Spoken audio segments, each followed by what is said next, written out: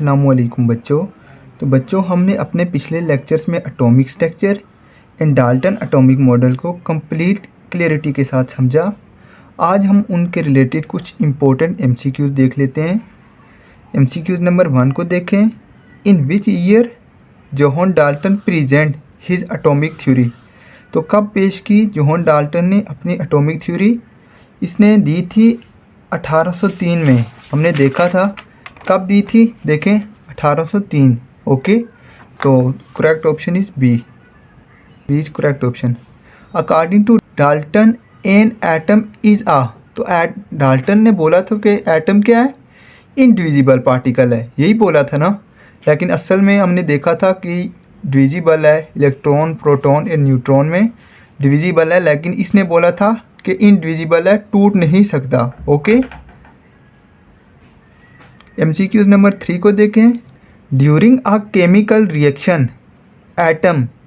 Chemical reaction के दौरान atom क्या करते होते थे? हमने देखा था आर डिस्ट्रॉयड हो जाते हैं, मतलब ख़त्म हो जाते हैं, आर क्रिएटेड बन जाते हैं, कंबाइन या सेपरेट या रीअरेंज। तो हमने देखा था during the chemical reaction atom combine या वो मिल जाते थे या सेपरेट हो जाते थे, मतलब कि अलग अलग हो जाते थे, या अपने आप को रीअरेंज कर लेते थे, मतलब एक तरतीब में रख लेते थे।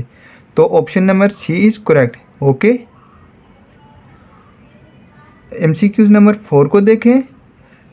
Atomic number is equal to the number of. तो एटॉमिक नंबर किसके इक्वल होता है? मैंने बोला था एटॉमिक नंबर, ये देखें,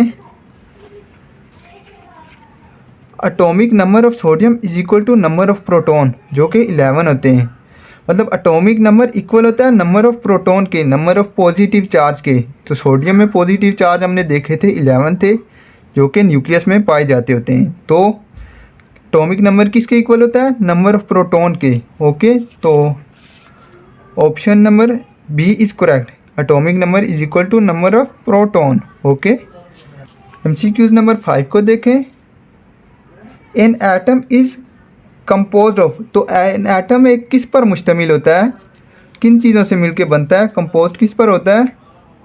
ओनली इलेक्ट्रॉन, इलेक्ट्रॉन पे तो सिर्फ नहीं होता। ओनली न्यूट्रॉन, ओनली न्यूट्रॉन पे भी नहीं होता। Electron proton and neutron. तो हमने देखा था एक एटम किस पर मुश्तमिल होता है? इलेक्ट्रॉन पर, प्रोटॉन पर और न्यूट्रॉन पर, जिन्हें हम सब एटॉमिक पार्टिकल्स भी बोलते थे। देखें, इलेक्ट्रॉन प्रोटॉन एंड न्यूट्रॉन तीनों चीज़ों पर मुश्तमिल होता है। तो option number C is correct. Okay, MCQs number 6 को देखें। According to Dalton theory atom can not be. क्या नहीं हो सकता? डाल्टन के मुताबिक एटम क्या नहीं हो सकता? सेपरेट, अलग अलग नहीं हो सकता, कंबाइन, मिल नहीं सकता, या क्रिएटेड और destroy.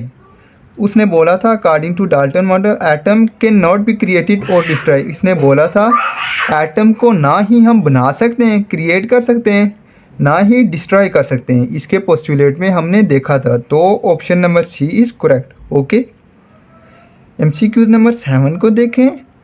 Which of the following subatomic particles has a negative charge. कौन से सब एटॉमिक पार्टिकल्स नेगेटिव चार्ज रखते हैं? तो हमने देखा था सब एटॉमिक पार्टिकल इलेक्ट्रॉन, प्रोटॉन्स या न्यूट्रॉन्स को हम बोलते हैं। तो जो इलेक्ट्रॉन पे होता है ना, हमने देखा था सब एटॉमिक पार्टिकल इलेक्ट्रॉन पे जो चार्ज होता है वो नेगेटिव होता है।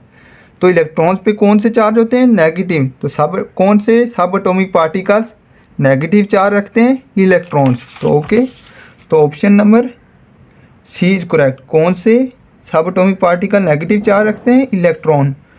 एमसीक्यूज नंबर 8 को देखें।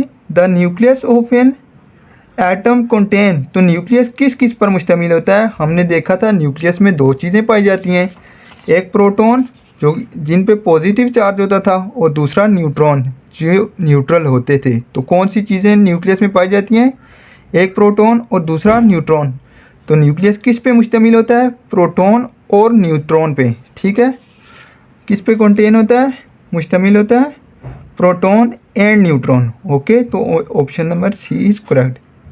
अगर आपको हमारी वीडियो पसंद आई हो तो प्लीज़ सब्सक्राइब दी चैनल और अगर आपको ऑनलाइन कोचिंग की ज़रूरत है फिज़िक्स, केमिस्ट्री एंड मैथमेटिक्स, तो आप इस नंबर पर रब्ता कर सकते हैं 03219569 503। ओके।